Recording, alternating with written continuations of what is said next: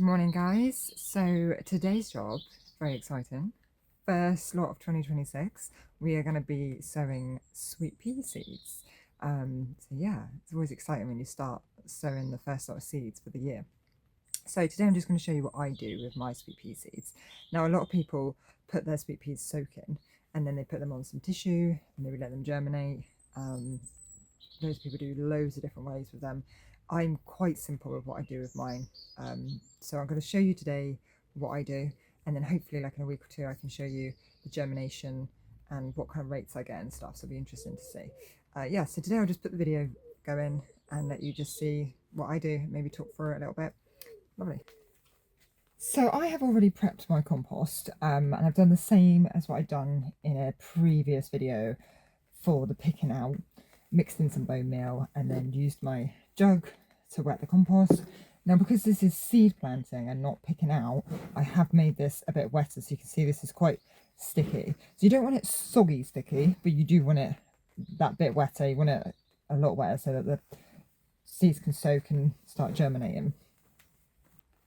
So with sweet peas, a lot of people use these, and the idea is they give a longer depth. Sweet peas like to put their roots down long.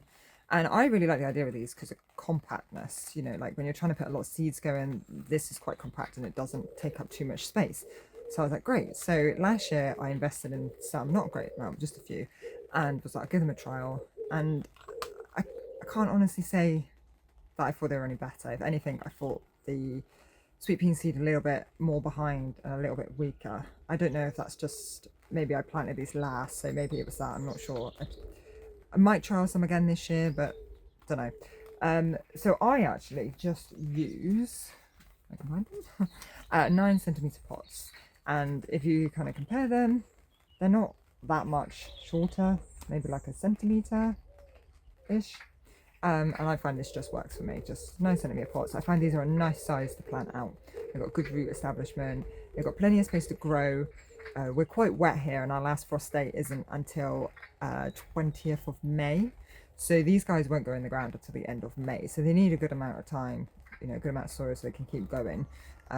So yeah, so I just use these. So I've done up a few pots. Rather than show you me doing up pots, I've done up a few pots ready. And I'll just show you how I literally plant the seeds. So I'm actually using Chiltern seeds. And this is Royal Family Mix. Now I like Royal Family Mix. It's quite a kind of old school traditional sweet peas. You get the really nice dark purples and stuff, and they smell really lovely.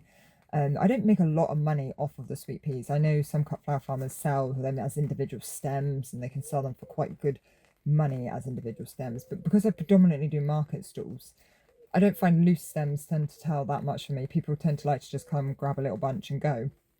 So my sweet peas just get added into bunches of cut flowers. But what I do with the sweet peas is I sell smaller stemmed little bunches as like little jam jar posies or whatever you want to put them in. And they are really, really popular, really popular. People absolutely love them. And in the summer, you get people coming really early just to grab the sweet peas. Last year, didn't have as many as I would have liked.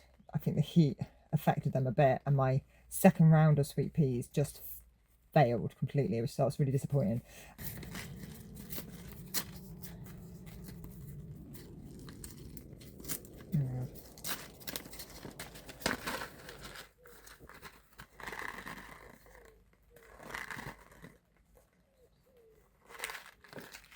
So I literally, with my damp compost, I just make a little hole.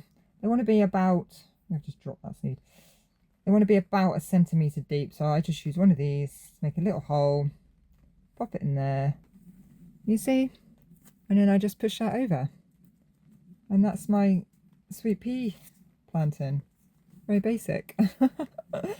So I know a lot of people will say you should put 2 in or you should put 3 in. Now the old school rule with 3, as my granddad told me, is you put 1 in the ground, 1 for the ground, 1 for the mice, and 1 to germinate.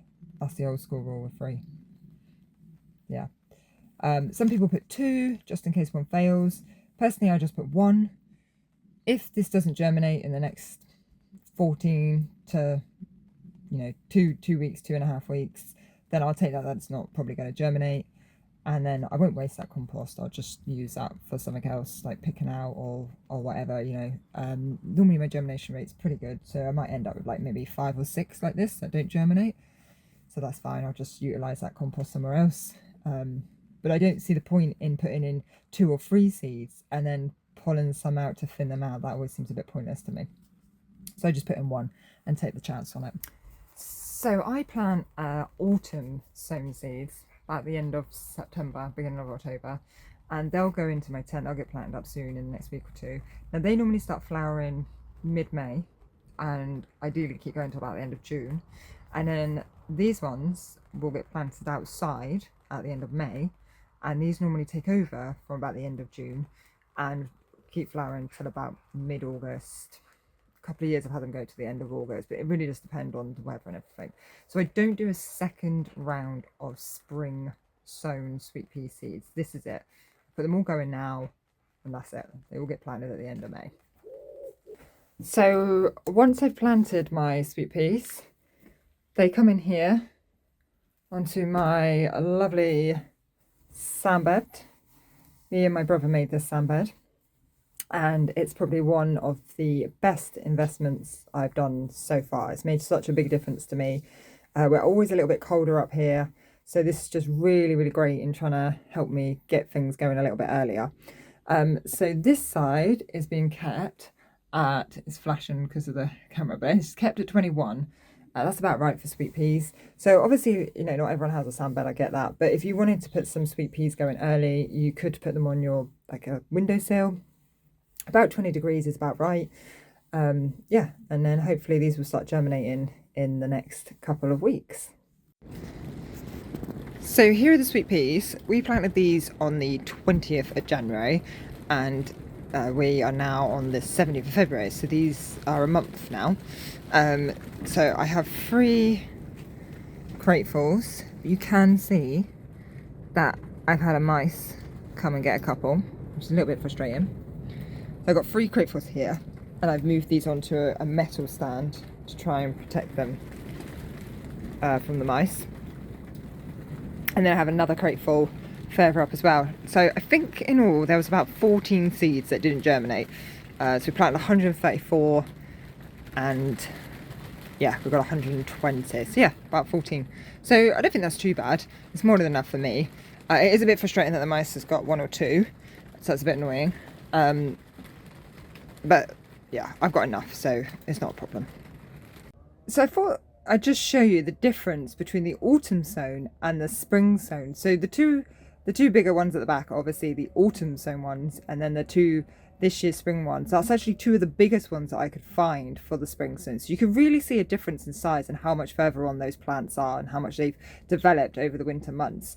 The autumn ones should have ideally been planted out by now, but when I put them in the tent ready to plant them out, I came back out the next day and a mouse had got a couple, so I put them back in a safer greenhouse, and I'm just going to leave them for an extra week or 2. They're not pot bound, and then I'll get them planted out in the next week or 2, and hopefully the mice will have moved on and they should be safe.